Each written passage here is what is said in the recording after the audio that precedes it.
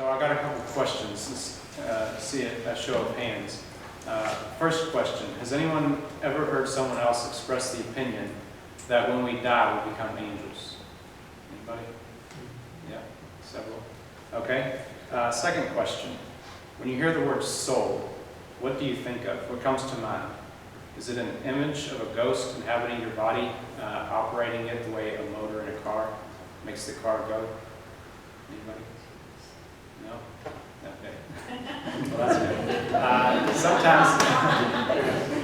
Sometimes maybe you've seen a cartoon where when the animal or the person dies, you see a little wisp of a ghost come out of the body. Anybody seen that? Yeah? Okay. Well, these two things are what you would call a dualistic conception of the human person. Dualism is any system that tries to explain something by two opposing, usually opposing principles. In these two examples, perhaps they wouldn't be opposing, but it conceives of the human person as equally two parts of something. So a soul and a body, it's two separate things. So there's been a long history in the church of what we call dualistic heresies. Some people even perhaps could accuse St. Paul of it. Listen to this quote from Galatians chapter 5, verses 16 and 17. But I say, walk by the Spirit, and do not gratify the desires of the flesh. For the desires of the flesh are against the Spirit, and the desires of the Spirit are against the flesh, for these are opposed to each other.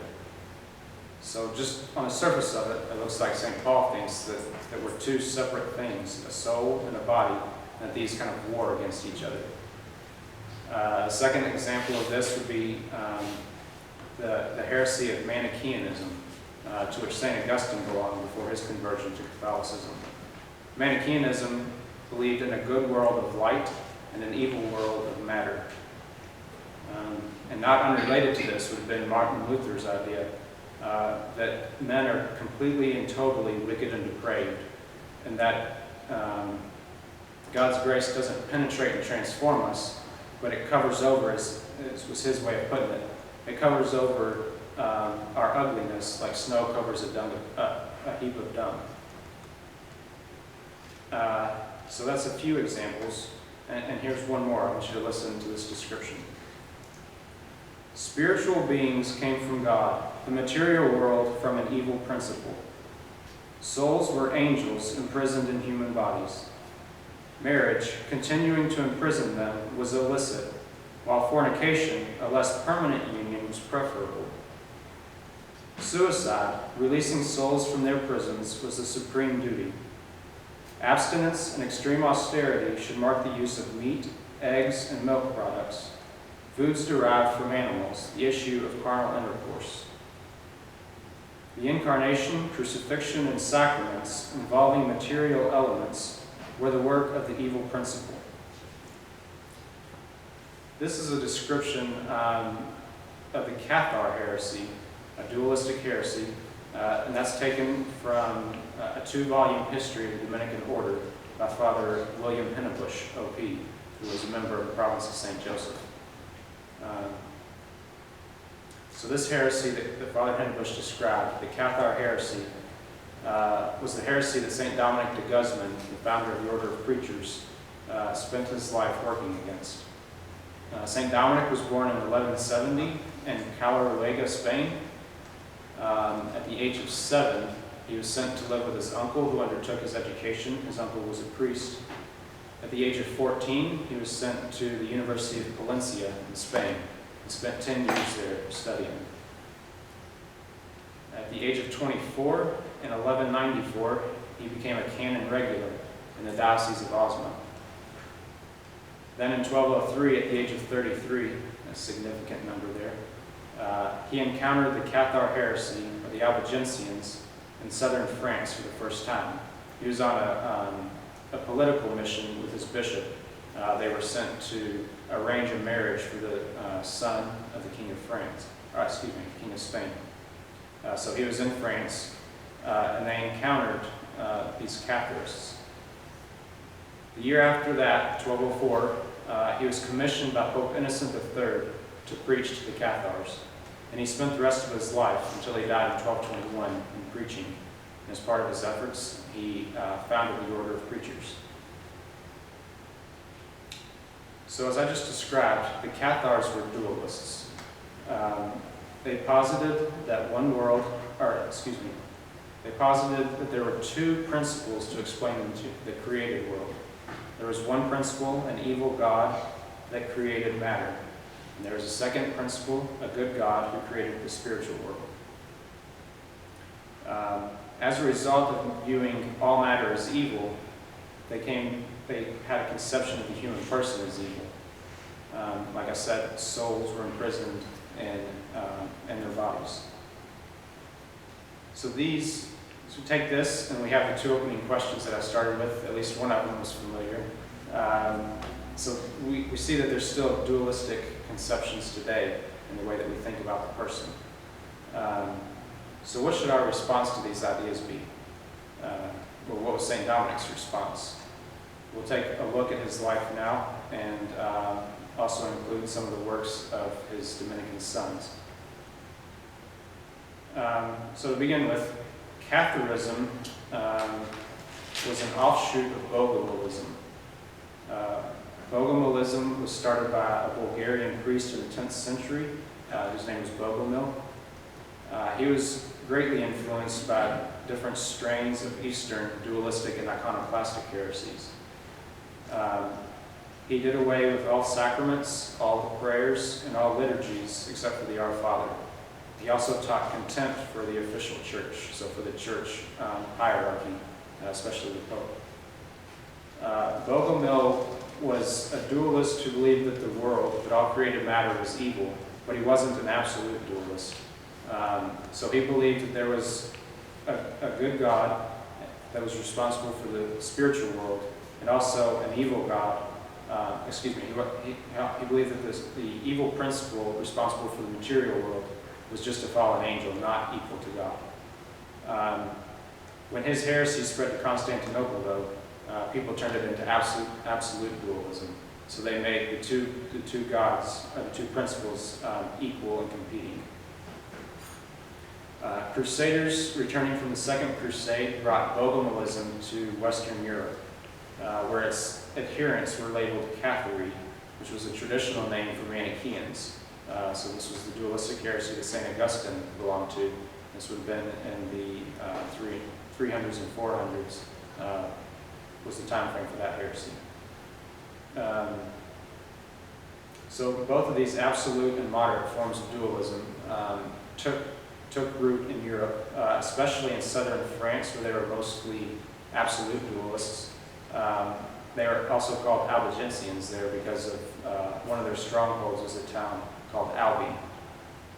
It also took root, and both moderate and absolute forms took root in northern Italy in different cities. So we might ask the question why this heresy would have taken root in what was Catholic Europe. Well, by that time, the 1000s and 1100s, the church had acquired a lot of wealth and a lot of power, and a lot of bishops and priests and monasteries used this wealth just for themselves. So they lived rather opulent and easy lives. So a lot of reforms had sprung up. People wanted a radical return to evangelical poverty and simplicity, like they write about in the Gospels. So in their zeal for this, they often let the intellectual aspect of the faith suffer, and that left them open to heresy. So they were very faithful. These reform movements were very centered on the Bible, and they were very, very zealous people. But as you can see from the quote that I gave from St. Paul from Galatians, it would have been easy for them to fall prey to this Catharist heresy, believing that all material things were evil. In their zeal to live an austere and poor life, they fell prey to that heresy. But even though this heresy took root, it didn't quite lead to the manner of life that you would expect. So there was two basic groups of Catharists. There was one group, it was a small group called the Perfect. The Perfect was a group that had received the Consolamentum. This was a Catharist, you might say it was basically like a sacrament. So they, even though they said that the sacraments were evil, they had this one sacrament. They believed that Jesus appeared to the apostles. They didn't believe that he took on a body, but they thought that he appeared to them as a man and gave them this sacrament called the Consolamentum, which is basically the laying on of hands. Whenever somebody received this Consolamentum, they were guaranteed to go to heaven. Their salvation was guaranteed. And once you received this, you were bound to live an extremely austere life. So as I described, you had very strict penances. You weren't allowed to get married, or if you were married, you had to leave your marriage. So the Perfect were the leaders of the Catharists, and they were worshipped by the second group called the Believers. So this was the ordinary people. And they composed the vast majority of Catharists. So the Perfect led these extremely austere and harsh lives, but the common ordinary people were neither attracted to it nor really capable of living this life. So the Perfect said it was enough for them to just accept the Catharist teachings and put the Consolamentum off until they were near death. And once they received the Consolamentum, they were guaranteed to go to heaven. So the Believers, they accepted the teachings of the Catharists, but they didn't put them into practice. So believing that the material world was evil, they thought that it didn't really make any difference how you lived. So they wound up living without any morals at all. And the wealthy ones among the Believers would support one of the Perfect, give them a place to live, keep them close at hand so that when they were in danger of death, they had the Perfect right there to administer the Consolamentum to them.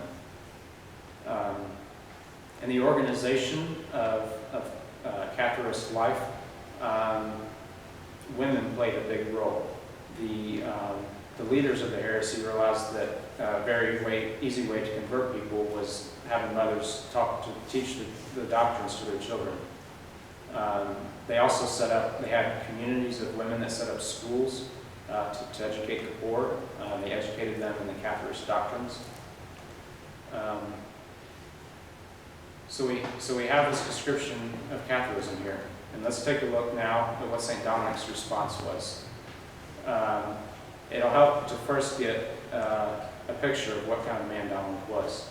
When he was young, he was noted for his very quiet and studious ways.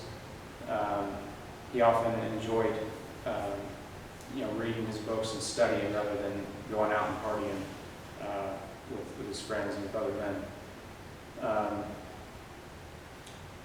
He was of a very compassionate nature and was easily moved by the plight of others. There's stories of, in his school days, he would sell his books and give his money to the poor. And this was a time when books were all handwritten and very expensive. So it was something that was not very easy for him to do. Not that you didn't see very many other people doing it. But St. Dominic was very enthusiastic and very zealous in his desire to impart the teachings of the Catholic faith to people. One example would be the story that we heard last week when he was on his mission trip in France for the King of Spain. He encountered the first of the Catharist believers that he encountered was an innkeeper at an inn where they stayed. And he stayed up all night trying to convince this man of the truth of Catholicism. And it wound up that he converted him by the morning. So there's three aspects of St. Dominic's approach to the Catharists that I'd like to examine. The first is he preached. He spent a huge part of his life preaching and even established an order for it. St. Paul in Romans says that faith comes from what is heard, and what is heard comes by the preaching of Christ. So this was something that St. Dominic really took to heart.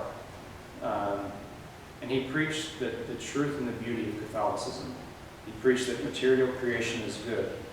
As Genesis in the creation account says, at the end of each day where it talks about what God created that day, there's the line, and God saw that it was good. And at the end of the creation account, after the account of how he made Adam and Eve, it says, and God saw everything that he had made, and behold, it was very good. So St. Dominic recognized the beauty and the goodness of creation.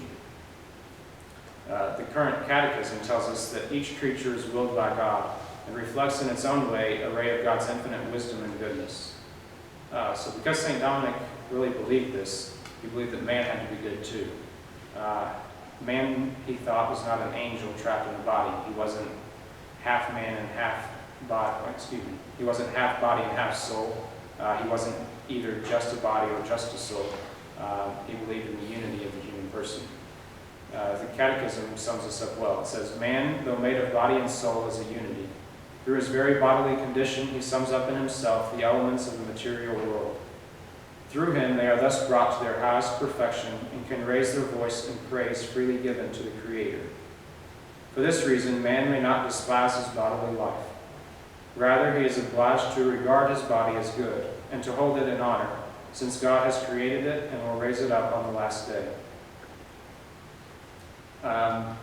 After St. Dominic's time, some of his sons, particularly St. Thomas Aquinas, expressed this belief in philosophical terms by saying that the soul is the form of the body. And this is a formula that the Church adopted officially at the Council of Vienna. So the soul is an immaterial principle that makes the body to be alive. It's not a motor, it's not a ghost. It's together with the body, it forms one substance, a person. We can separate the soul and the body logically, talk about them independently, but in reality they're not separate things. The body is something considered logically, considered alone. It's something that's potentially alive, but the soul is what gives it, it's what actualizes the potential of the body. So it's to say that the soul is the form of the body. The form is a philosophical term that just means is what makes a thing what it is. And form is talked about analogously in artifacts and produce things. Like, for example, take the podium. There's a form and a matter to it. The matter is the wood that it's made of, and the form is its shape. So without the shape, without the way it's put together, it would just be a pile of wood. So that's kind of just an idea, a rough idea of what form means. Animals have souls, but not immortal ones. The soul in an animal is just the actualization of the potential of the body's organs. So there's no eternal or no immortal aspect to an animal's soul. In humans, though, there's the added power of the soul that performs an activity beyond what the body is capable of by itself. And this power is called the intellect, and its activity is reasoning. And because this is not just a product of a bodily function, it's an immaterial power infused directly by God. And because it's immaterial and not dependent completely on the body, it's immortal. So when the body ceases to be, the intellect still exists. And though it's immortal, it's not the same as an angel. So after our body dies and decays, our soul still is there, but it's not the same thing as an angel. An angel is a separate sort of species, a different kind of intellect. One image that might be helpful in understanding that the soul survives comes from Father Reginald Garrigou-Lagrange, a French Dominican that we quoted extensively last week. He says just to think of a stone thrown up in the air. When you throw it up in the air, it retains its inclination to the earth. So when a soul, after it's separated from the body, still retains this inclination to the body, it's still the most proper way for it to exist is to be as part of the body. And this is where the Church's belief in the resurrection of the dead comes from. Or this is how it all kind of goes together. And that's why the Church shows such respect for the dead. Because we believe that we'll all rise again and our bodies and souls will be reunited. So one way that St. Dominic showed his belief in the goodness of the body was his 9 ways of prayer. These were 9 different postures of prayer that he used. He believed that man should use his whole being, his soul and his body, to give praise to God and to communicate with him in prayer. The strongest case, though, for the goodness of creation comes from the incarnation. Just consider a minute, why would God become man if he didn't create him good?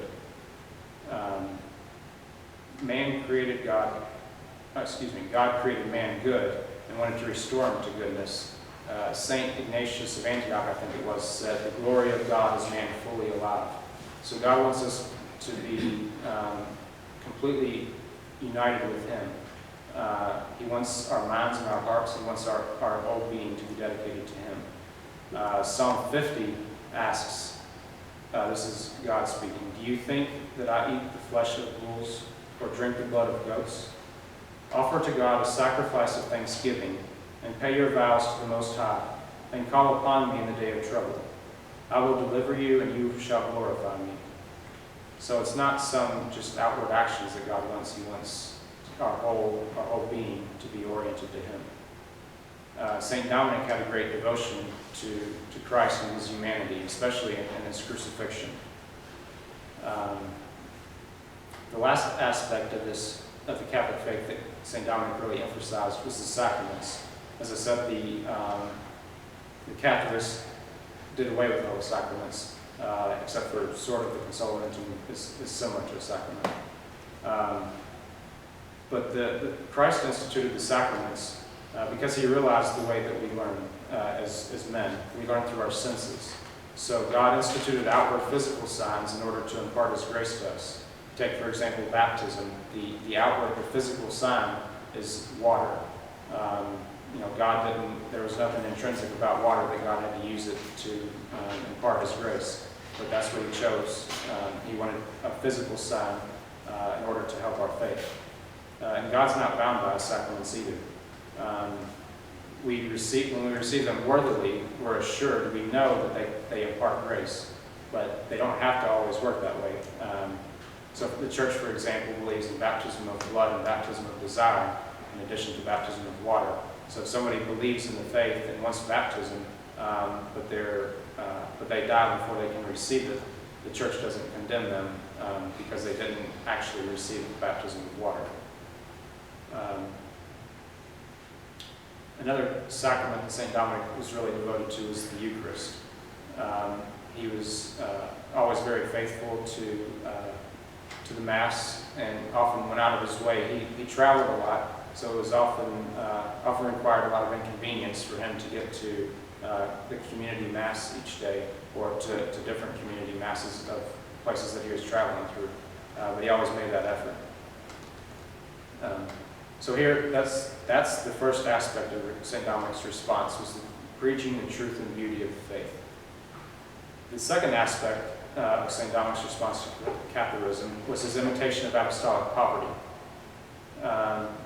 When St. Dominic and his bishop Diego first arrived back into France after they'd been commissioned to preach to the Cathars, they encountered papal legates or emissaries who were preaching. These were abbots of Cistercian monasteries, and they were traveling around the country preaching to these people. But they had with them their big entourages, lots of attendants and horses, and really pretty opulent. And Bishop Diego realized that, he and Dominic both realized that the main error of the Cathars was their denial of material goodness. So they told the papal envoys that these people are never going to listen to you if they see you leading these easy, wealthy lives. Their whole ideal is to do away with all that. So they set the example for these legates by sending away all of their attendants, all of their horses, and going about on foot preaching. St. Dominic was a very sturdy constitution, and he had always practiced a lot of penances. But he took it to the furthest he could when he was preaching to these people because he wanted to reach them. There's several stories of the heretics being impressed and even a little jealous of how much penance he was able to undergo. So Saint Dominic's reasons for his extreme austerity was evangelical, but the biggest reason was that he realized there is a real need to discipline the body. As a result of the fall, our passions are not ordered to reason. So in order to have our passions, to have our bodies ordered to reason, we have to discipline it. It's kind of, just think a little bit like in sports. You have to train your body, you have to discipline it in order to become good at the sport. So in the same way, to become advanced in the spiritual life, you don't destroy your body, but you have to discipline it. So this was something that St. Dominic did. He practiced penance at a very high level, but he wasn't outrageously extreme in it. He was motivated by charity and his immense desire for God. So it wasn't that he thought that material things were evil, he just realized the infinite goodness of God, and in comparison, the material things didn't seem so important to him. So that's how he was able to do away with, or to go without, a lot of the physical goods of the body. He was noted for his kindness, his joyousness, and his enthusiasm as a superior. So he realized that not everybody was capable of the extreme austerity that he had, and he respected that. He was much easier on his followers than he was on himself.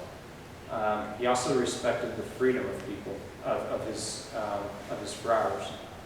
At a time when most any other constitution of a religious order would bind its members under pain of sin, St. Dominic didn't do that. He wanted people to have a completely free response to God, to God's goodness. A couple of examples of this. When he received official recognition for his order, he dispersed all of his brothers to different university towns to start new houses. There was one brother, Brother John of Navarre, that when he was sending them away, St. Dominic had told all his men to go without money, to entrust themselves completely to God. But Brother John didn't want to do this. He was insistent that he had to take some money with him. So St. Dominic tried to convince him to put his trust in God, and even threw himself at Brother John's feet and begged him to do it. But Brother John insisted, so Dominic allowed him to go out to a different city with money. So he didn't force things on people.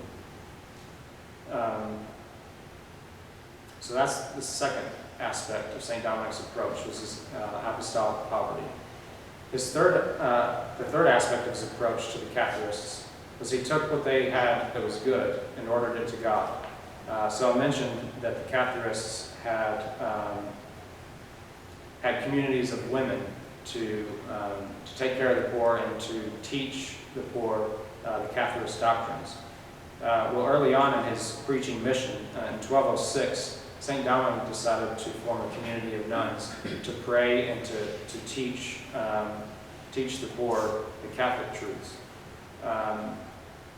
Father B. Jarrett, an English Dominican that wrote a biography of St. Dominic, said that he did this for three reasons. There was an apostolic and educational reasons, and then there was St. Dominic created these monasteries as places for women to go to get away from their hostile surroundings.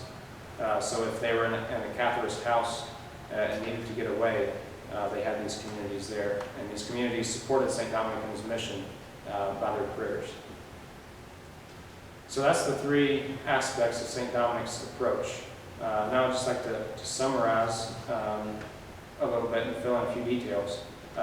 St. Dominic traveled all over Italy, France, and Spain in his preaching work and his work for the reform of religious life.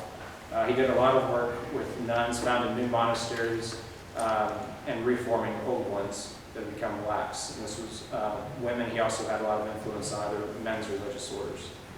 It was in 1216 when his order was officially established. There was, I think, a little bit less than 20 friars when he received recognition. But in 5 years, before his death in 1221, he had, by his dispersal of the brethren to different towns, there was thousands of friars at his death. He died in 1221 in Bologna, a town in Italy. St. Dominic was, as I said, very devoted to the intellectual life, and this has played a huge part in his order to this day. He was a man of great personal sanctity and zeal. He was adept at diagnosing the problems of his times and responding to them in just the right way. So we've seen through his life, through the life of St. Dominic, what the proper attitude to the world around us is, and what a proper understanding of the human person is. A person is a unity, a composite of body and soul. It's one thing. Sadly today, though, we see that the body is treated with just as little respect as it was back in St. Dominic's time. You have abortion, promiscuity, euthanasia, push for homosexual marriage. In short, there's little morality at all. So right now, Brother Raymond is going to come forward and spend a little bit of time examining the situation that we have today and some of the answers to it. Thank you, Brother Joachim. So I would like to look at a little bit more of our modern contemporaries who I think resemble not the Cathar perfect who are living this extremely austere life, but more so, Brother Joachim said, the larger portion of Cathars who wanted to live an easy life and reserve the hard life for a few. And so this larger portion lived mostly for material things, right? They were completely absorbed in the material aspect. They accepted the dualism and accepted the material side.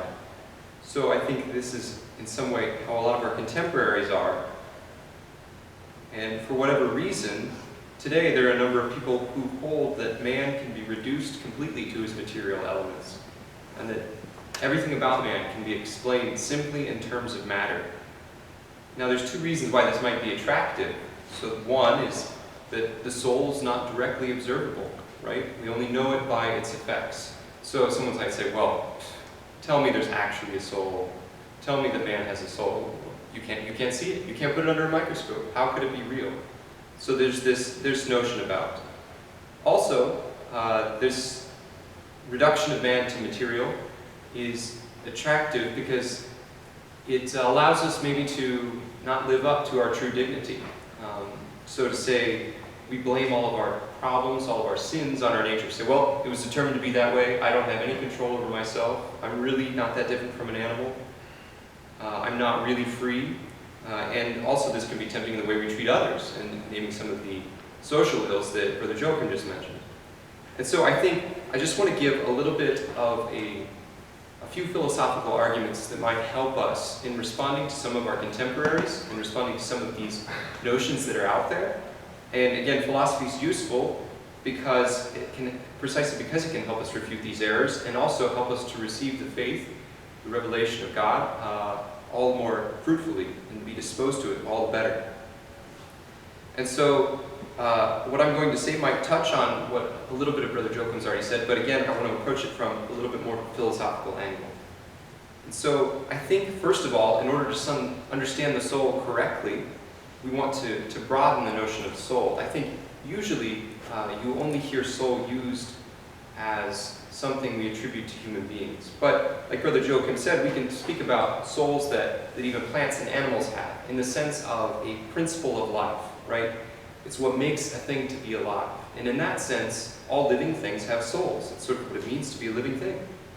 It's what unifies and directs a living thing. So we can think of how a plant grows sort of on its own. It has a certain autonomy. It develops all of the parts it needs, the leaves. An animal develops all of the parts it needs. It's sort of self-directed in that way.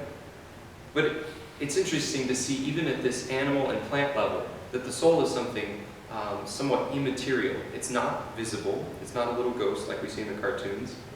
So maybe a way to understand it in a way that's been sort of in the tradition, even beginning with Aristotle, the ancient Greek philosopher living before Christ, one way to understand the soul is as the seal in the wax. So it's immaterial in the sense that a seal, an impression, you can imagine on, let's say, an old envelope where dignitaries used to seal it with a wax seal on their ring. So that seal, that impression there, is not material itself. It's made, it's sort of fixed within the material. And so this helps us to see that body and soul are not two separate things put together for the time being, sort of conjoined with some glue, but rather they're far more a matter of a unity in that way.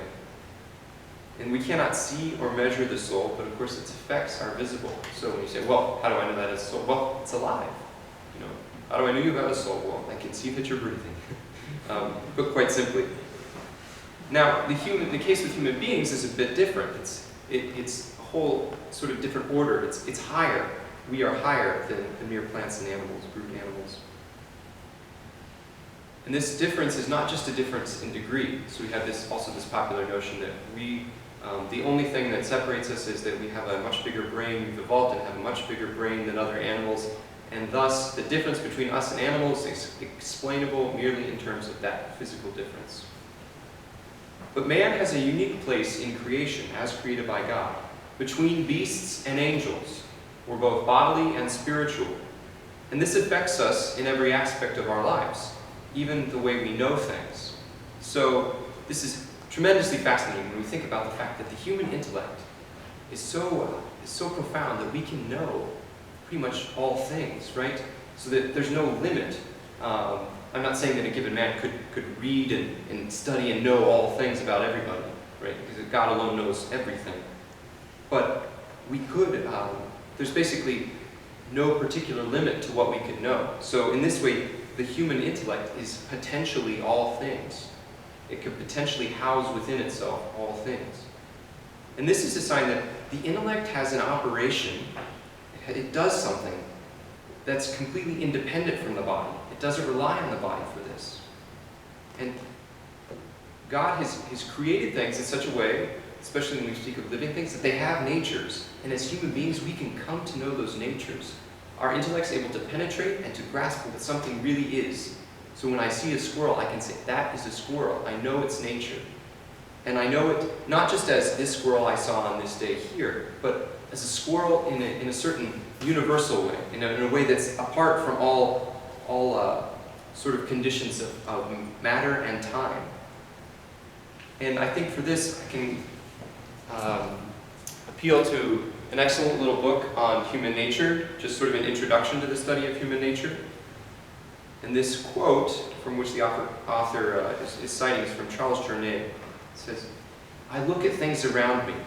When I speak of them, if I wish to communicate with you, I am obliged for you to grasp on my thought, to snatch them from their milieu. I communicate to them their essence. If I'm trying to talk to someone else, I'm going to communicate the essence of a thing. And you, in your turn, receive this communication as an animal could not receive it.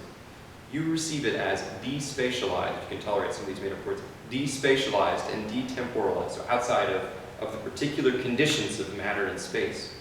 One who performs the action of snatching a reality from matter and space, this setting, one who hears the former, have this same power. So both the speaker and the one listening have the same human power to understand things in an abstract way.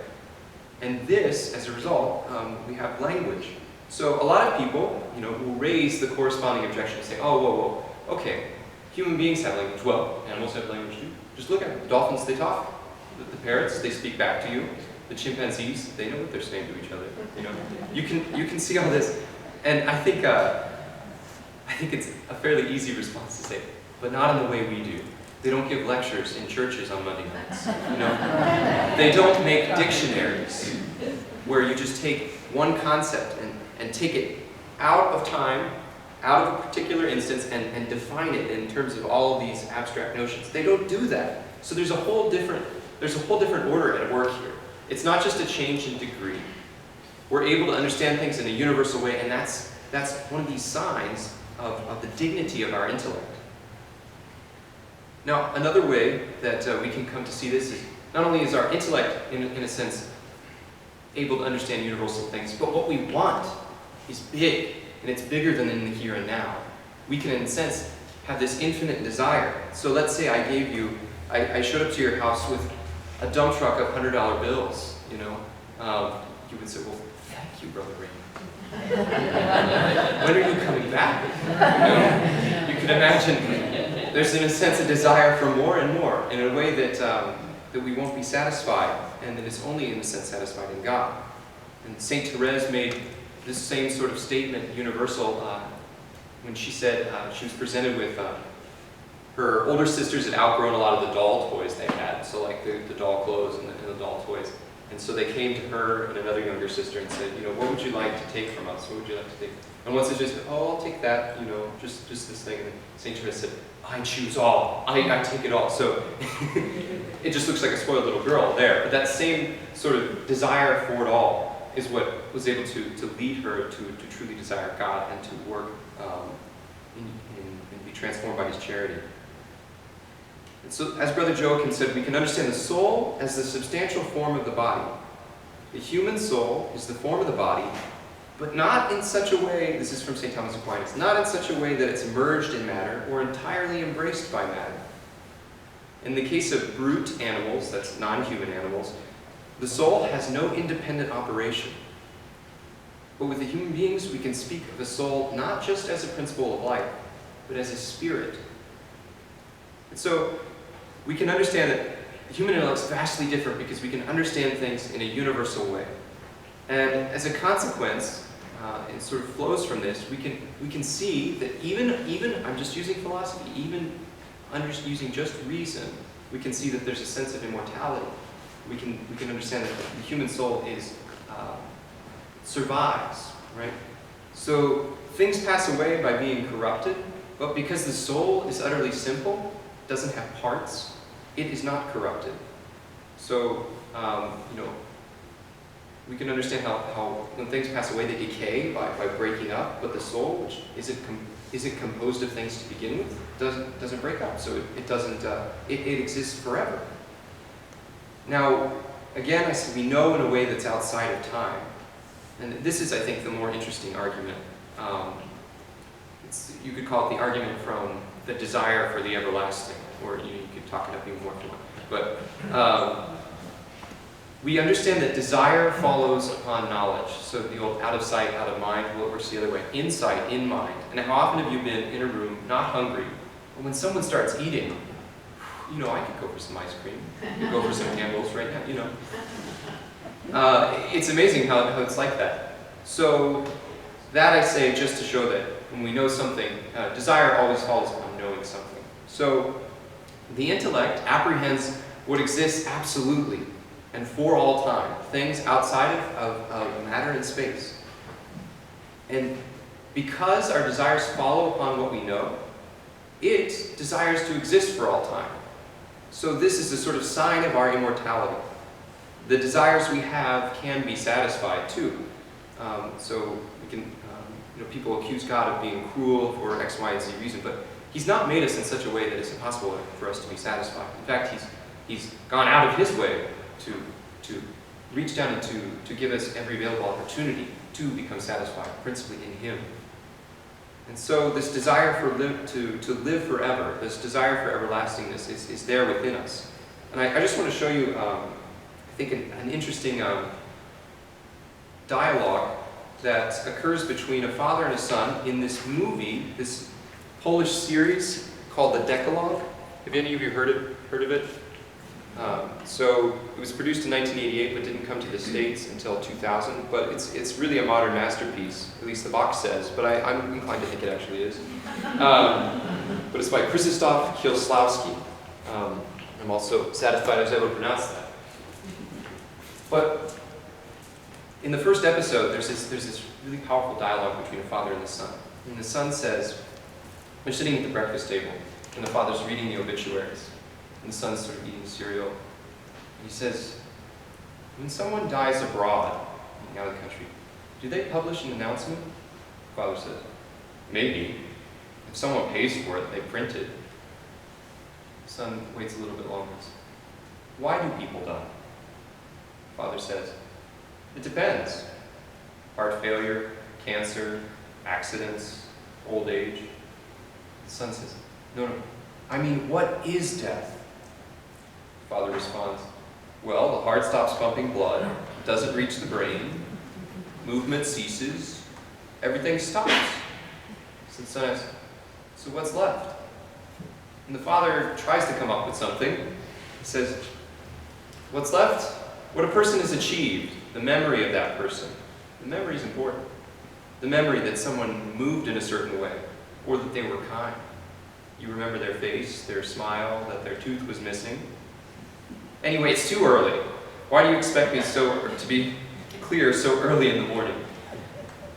The son waits a little bit longer and he says, and he quotes this Polish prayer, basically the equivalent of, may the souls of the faithful departed through the mercy of God rest in peace. He says, for the peace of their soul. You didn't mention a soul, he said.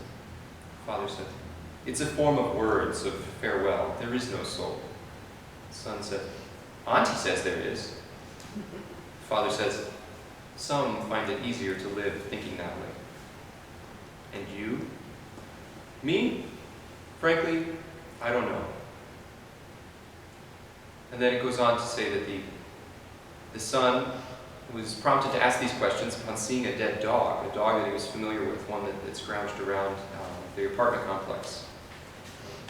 And so I think this is an interesting dialogue that shows us, we have obviously this character, as we find out later, who's a brilliant professor of language, and he also does a lot of work with computers, so his trust is very much in matter and in science. And we have this son who has this innate curiosity. And it's interesting to see that he's actually closer to the truth, and that there's something we all share in common with this son, something maybe this father has sort of suppressed over the years. But this son, he continues to ask, and it's 5 or 6 times that he lays the floor open for his father to explain to him what happens after death, and his father keeps denying, keeps pushing it away. But the son is able to know, he has this intuitive grasp, asking, so what's left? So what's left? And now, to spoil the movie, go on, and the son actually sadly dies in an ice skating accident, and you're left with this father now having all of these words ringing true and saying, so what's left? And he obviously knows that after that, there has to be more than memory and a smile. And so I think that's a neat sort of instance that shows us that, often, because children are often closer to the truth than we are ourselves, that even on a purely human level, there's something that continues to ask, so what's left? Because there is something.